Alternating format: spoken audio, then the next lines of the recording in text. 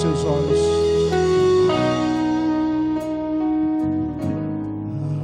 Antes de eu falar, tu cantavas sobre mim.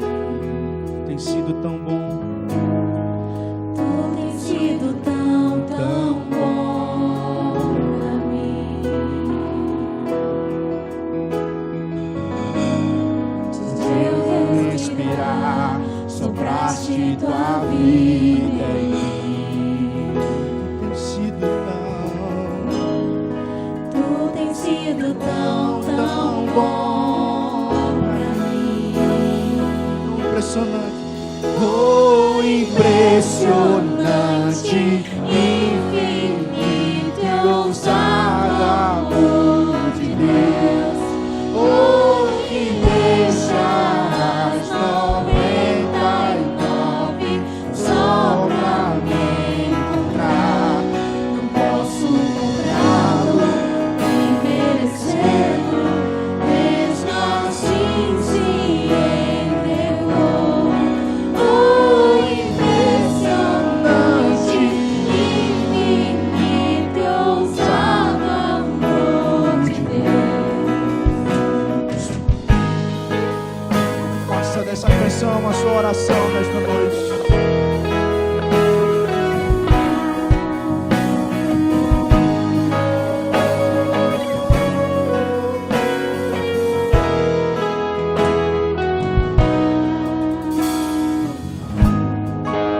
Inimigo eu fui, mas teu amor lutou por mim. Ele tem sido tão bom. Tu tens sido tão, tão bom pra mim. Tinha valor, mas tudo pagou por mim. Ele tem sido bom demais para nós. Tu tens sido tão, tão bom pra mim. Oh, impressionante, infinito e ousado amor de Deus. Oh, que deixa as 99 só pra me encontrar. Não posso comprá-lo, nem merecê-lo, mesmo assim se entregou. Oh, impressionante, infinito e ousado amor de Deus. Declare. Oh Deus, como é impressionante o teu amor por nós, Pai. Revela-te a nós, Senhor, nessa noite. A glória seja manifesta em nossas vidas.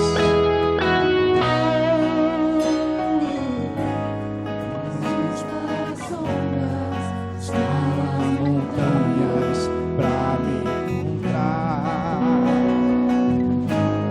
Derruba as muralhas, destrói as mentiras pra me encontrar. Mais uma vez, igreja. Traz luz para as sombras, escala as montanhas pra me encontrar. Derruba as muralhas, destrói as mentiras pra me encontrar. Cante. Oh, impressionante, infinito e ousado amor de Deus. Oh, que deixa as 99 só pra me encontrar. Não posso comprá-lo, Nem merecê-lo, mesmo assim se entregou. Oh, impressionante, infinito e ousado amor de Deus. Cante. Oh, impressionante, infinito e ousado amor de Deus. Oh, que deixa as 99 Só pra nos encontrar. Não posso comprá-lo, nem merecê-lo.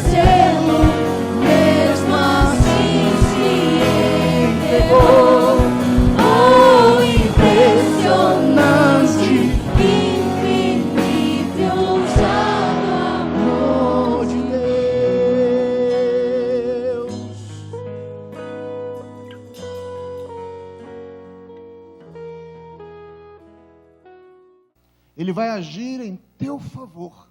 E você vai ver o milagre acontecendo na tua vida. Então este homem com lepra, num estágio avançado, numa condição horrível, se aproxima de Jesus. Ele vai vencendo todos os obstáculos, ele vai vencendo a sua própria condição física, ele vai vencendo as barreiras sociais, porque um leproso, na época de Jesus, tinha que viver recluso, numa espécie de leprosário, num local chamado de refúgio. E por algum motivo nós não sabemos, ele conseguiu sair deste local. E ele vai passando pelas pessoas. E os estudiosos dizem que o leproso, quando via alguém, ele precisava gritar: maldito, maldito, maldito, ou impuro, impuro, impuro, para que as pessoas soubessem que ali estava uma pessoa doente, ali estava uma pessoa com lepra, ali estava uma pessoa enferma. O Evangelho de Marcos diz que este leproso, ao se aproximar de Jesus, ele se ajoelha, numa condição de rendição, numa posição de humilhação, de dependência. Ele se ajoelha, mostrando a intensidade de sua busca e a humildade com que veio ao encontro de Jesus. Você deve buscar o Senhor com intensidade. Você deve se aproximar de Jesus com todo o teu coração, com toda a tua alma, crendo que Ele é poderoso para te ajudar, crendo que Ele é poderoso para perdoar os teus pecados. Se aproxime de Jesus com humildade, porque a Bíblia diz que Deus resiste ao soberbo, mas dá graça a quem? Aos humildes. Então este homem, nesta condição deplorável, se aproxima de Jesus, de joelhos se lança aos pés de Cristo, e Mateus dá mais um detalhe, dizendo que ele adorou a Jesus, ou seja, ele reconheceu que Jesus era o Filho de Deus, era o Messias esperado pelo povo de Israel, porque um judeu não adorava a um outro homem. Então ele reconhece, ele percebe que Jesus era Deus, era Senhor, e ele se lança aos pés de Cristo, dizendo: Jesus, se quiseres, podes me purificar. O texto diz que Jesus, profundamente compadecido, e esse termo profundamente no original grego dá a entender que houve uma comoção visceral, uma comoção de Jesus de dentro para fora, uma comoção verdadeira, profunda, leal de Cristo pela situação daquele homem. No senso comum do povo de Israel, a lepra tinha um símbolo, um simbolismo de pecado. Então, para o povo judeu, todo leproso estava leproso por conta de algum pecado que ele havia cometido contra Deus. Isso era o senso comum. Você não vê isso necessariamente na Bíblia. Mas talvez esse pensamento que invadiu o senso comum dos judeus tenha havido lá da experiência que Miriam teve com o Senhor. Em Números capítulo 12, verso 10, diz que Miriam e Arão se levantaram contra a liderança de Moisés. Confrontaram o Senhor e disseram assim: Senhor, é só com Moisés que o Senhor fala? E Deus então tocou em Miriam, e ela ficou leprosa. Moisés intercede por Miriam, e depois Deus retira a mão sobre aquela mulher e ela volta a ficar purificada. Existem outros casos na Bíblia também de intervenções de Deus em que pessoas ficaram leprosas por alguma ação de desobediência contra o Senhor. Então, talvez isso tenha gerado na mente do povo de Israel esse sentido, esse pensamento. Todo leproso é leproso porque fez alguma coisa contra o Senhor. Então, dentro do contexto bíblico, às vezes tem esse paralelo de lepra ser um simbolismo de pecado. A lepra, ela é repugnante. O pecado também. A lepra cria insensibilidade, a pessoa perde a sensibilidade do toque, da percepção. O pecado também gera insensibilidade. O pecado também deixa o homem insensível para com os valores, os princípios, as orientações do Senhor. O homem em pecado perde o temor de Deus. O homem em pecado perde a noção de eternidade, a noção de que ele está nesta terra por um determinado tempo. E se ele não aceitar a Jesus como único e suficiente Salvador, ele vai passar essa eternidade longe de Deus. O pecado gera insensibilidade. O pecado faz com que a pessoa haja de maneira irracional. O cidadão está destruindo o casamento dele, destruindo a família dele, destruindo a igreja dele, destruindo as pessoas que estão próximas dele, e ele não tem sensibilidade para perceber isso. As pessoas chegam e dizem: rapaz, pare com isso. Não faça isso, porque você está se autodestruindo, destruindo toda a tua história, destruindo a tua família. E a pessoa não tem essa percepção. A lepra deixa marcas. O pecado também deixa marcas e cicatrizes.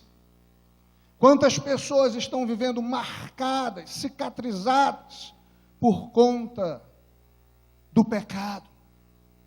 Quantos casamentos estão sendo destruídos por causa disso, por causa do pecado? E esse pecado vem gerando cicatrizes no coração desta mulher, no coração deste homem, no coração deste filho, desta criança, que percebe tudo isto, e está sendo marcada na sua personalidade, marcada no seu caráter.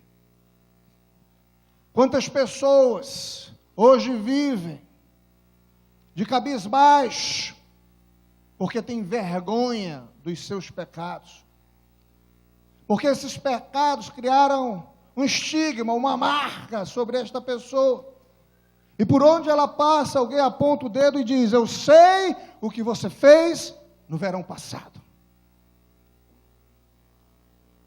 Assistiram, né? A lepra é contagiosa, assim como o pecado também é. O pecado lá de Adão, no jardim do Éden, contagiou toda uma criação. A Bíblia diz que todos pecaram e destituídos estão da glória de Deus. Romanos 3, 23, muito bem. Romanos 3, 23 diz que todos pecaram e destituídos estão da glória de Deus. O pecado é contagiante. Quantos adolescentes, quantos jovens já estiveram aqui dentro desta igreja, adorando o Senhor, louvando o Senhor conosco, e por se deixarem contaminar, contagiar pelo pecado, hoje estão aí fora, vivendo para o pecado, sentando na roda dos escarnecedores, caminhando no caminho dos ímpios. Quantos já estiveram aqui conosco e se deixaram contagiar pela sedução do pecado? Deus nos dá uma palavra de alerta neste momento. Cuidado! O apóstolo Paulo diz: aquele que pensa em estar em pé, veja que não caia. Então eu preciso todos os dias estar vigiando, estar orando para que eu não caia em tentação. Foi a orientação de Jesus. Então, muito cuidado, não seja contagiado pela sedução do pecado e das suas expressões, mas seja contagiado pela santidade ao Senhor, seja contagiado pelo amor a Deus, se mantenha alerta. A lepra gera isolamento, o pecado também gera isolamento, e o primeiro isolamento é o isolamento de Deus. Quando você peca, quando você desagrada o Senhor, quando você rompe com os princípios de Deus, você se isola dele, você se afasta dele. Não é Deus que se afasta de você, você que se afasta dele. Porque Deus é santo e importa que nós vivamos também em santidade. O segundo isolamento que eu vejo que o pecado ocasiona na vida de uma pessoa é o isolamento do convívio com outros irmãos. Tem gente que deixou de vir para a igreja porque está em pecado, porque está fazendo coisas erradas. Aí deixa de servir a Deus, deixa de entregar ao Senhor os seus dons, os seus talentos, o seu vigor, a sua força, e se isola, e se fecha no seu mundo. Essa não é a vontade do Senhor. A lepra, ela cheira mal, ela exala morte, e o pecado também. Mas quando você vive em santidade diante do Senhor, você exala o quê? O bom perfume de Cristo. Porque o Senhor está em ti, porque o teu coração está cheio do Senhor, e a Bíblia diz que a boca fala daquilo que o coração está cheio. Então, se eu estou cheio de Deus, eu falo de Deus, eu compartilho a minha fé com outras pessoas, eu exalo esse bom perfume de Cristo, através do meu caráter, através da minha personalidade, através do meu falar, através do meu pensar, através do meu agir. O Senhor está em mim, a personalidade dele está sendo forjada no meu caráter. Já a pessoa que está entregue ao pecado, ela vai exalar esse cheiro de morte. Suas palavras são palavras de morte, seus pensamentos são pensamentos impuros, suas ações são destrutivas. E o que ele faz, o que ele fala, o que ele pensa, gera morte, morte espiritual. Romanos 6, 23 diz que o salário do pecado é o quê? A morte. Mas o dom gratuito de Deus é a vida eterna em Cristo Jesus. Então Marcos diz que este homem chega a Cristo. Jesus, profundamente compadecido, olha para aquele homem. E sabe, queridos, prestem atenção nisso. Enquanto eu li esse texto e o Senhor ministrava o meu coração, o Senhor me fez pensar, imaginar, de que nesse momento, Jesus, ao olhar para aquele leproso, a sua natureza divina floresce aqui. Jesus, quando veio ao mundo, ele veio com uma natureza divino-humana. E quando Jesus olha para este homem aqui, se compadece, eu imagino Jesus como Deus, utilizando o seu atributo de onisciência e penetrando na história de vida daquele leproso, daquele homem.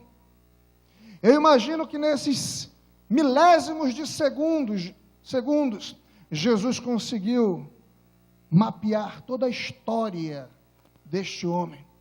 Eu imagino que Jesus voltou no tempo e viu o dia que este homem percebeu que estava leproso. Talvez uma marca no rosto, talvez uma marca na mão, eu não sei onde. Mas esse homem percebe, eu estou com uma mancha diferente. Não é normal. Eu estou insensível. E aí eu imagino este homem chegando para sua esposa e dizendo: minha esposa, eu estou com uma suspeita terrível. Talvez eu esteja com lepra. E ao olhar para sua esposa, ao olhar para os seus filhinhos, uma lágrima escorre no rosto deste homem, porque ele tinha que ir agora ao sacerdote para ser diagnosticado se estava ou não leproso. E eu imagino este homem indo, recebendo o diagnóstico do sacerdote, o veredito: você está impuro, você está leproso. E ele nem volta mais para a sua casa, ele já vai para este refúgio, viver ali naquela comunidade com outros leprosos. Eu não sei quantos anos este homem passou nesta condição, mas com certeza ele ficou muitos anos leproso, porque Lucas diz que o estágio desta lepra era avançado. Este homem estava coberto de lepra. Então, por muitos anos, este homem não conseguiu mais ver a sua esposa, não conseguiu mais ver os seus filhos, não conseguiu mais ver os seus amigos, não conseguiu trabalhar, não tinha mais dignidade, não tinha mais respeito, não podia dar um abraço, não podia receber um abraço. Esta era a condição deste homem, e Jesus vê isso. Ao olhar, Jesus se compadece profundamente por aquele homem, assim como Jesus conhece você, conhece as tuas lágrimas, conhece a tua dor, conhece o teu sofrimento, conhece o teu isolamento, conhece as lutas, as adversidades, as tribulações, as angústias, os traumas que você tem aí dentro do teu coração, tem aí dentro da tua alma, tem aí dentro do teu interior. Jesus conhece, porque Ele é onisciente. E Jesus se compadece daquele homem tremendamente, como se compadece de você. Se você nunca tinha ouvido isso, ouça agora. Jesus ama você. Jesus se compadece da tua condição. E mais do que isso, Ele está interessado em resolver o teu problema. Ele está interessado em virar esta página da tua vida. Ele está interessado em fazer de você uma nova pessoa, uma nova criatura. Então, ao receber aquele clamor, Jesus para e profundamente se compadece. E não apenas se compadece, mas Ele estende a sua mão e toca naquele homem. E mais uma vez eu perguntei ao Senhor: Senhor, por que o Senhor tocou naquele homem? Porque era proibido uma pessoa tocar num leproso, senão ficaria também cerimonialmente impuro. Se um homem tocasse num leproso, ele quebrava a lei cerimonial dos judeus. E Jesus vem novamente para mim e diz: Moisés, como homem, eu não poderia tocar naquele leproso sem ficar impuro, mas como Deus, eu posso tocar. Como Deus, Jesus pôde tocar naquele homem. E naquele momento quem estava tocando ali era o Deus Filho. Você sabia que a lepra era chamada de açoite e também de dedo de Deus? E eu fiz esse paralelo, investigando, e me maravilhei, porque durante muitos anos em que aquele homem viveu sob esse estigma de ser um leproso, e das pessoas olharem para ele e dizerem: é o dedo de Deus, é o dedo de Deus, ele fez alguma coisa errada e Deus tocou nele. Agora vem Jesus com o seu dedo, com o seu toque divino, e toca naquele homem. Como quem diz: ó, durante muito tempo, você foi estigmatizado como alguém que fez alguma coisa errada. Por muito tempo, talvez você tenha tido uma ideia errada de Deus, e agora eu toco em você. O verdadeiro Deus toca em você. E a Bíblia diz que naquele momento, aquele homem foi limpo, ficou puro, ficou curado. E eu imagino as reações naquele homem. A primeira reação foi a reação de dizer: este Jesus é o Filho de Deus, verdadeiramente é o Cristo, é aquele quem nós esperávamos. Eu imagino as lágrimas escorrendo no rosto deste homem, quando ele olha para as suas mãos e elas estão limpas. Quando ele olha para os seus pés e eles estão curados. Quando ele toca no seu rosto, nas suas cartilagens, e percebe: está tudo no lugar, está tudo novo. Que toque maravilhoso é esse? Que ousado amor é este? Jesus rompe barreiras ali, para tocar naquele leproso, que durante muito tempo não recebia um abraço, não podia receber um toque, um afeto. Um homem que por muito tempo tinha que gritar: imundo, imundo, maldito, maldito, eu sou assim. Agora ouve de Jesus uma palavra totalmente diferente: você está limpo, você está curado, a tua história é reescrita. E aquele homem agora rompe a solidão da sua vida. Essa atitude de Jesus vence todo o desprezo que aquele homem enfrentava. Ao tocar naquele homem, Jesus estava dizendo: eu te abraço, eu me importo contigo, você é valioso para mim, eu estou aqui justamente para fazer isso. Eu vim para buscar e salvar o perdido.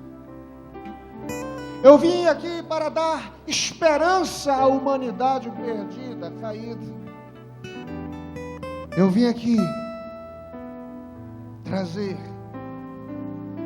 eu vim aqui expressar este ousado amor de Deus, que está bem registrado em João 3,16. Será que nós podemos citar esse texto juntos? Porque Deus amou o mundo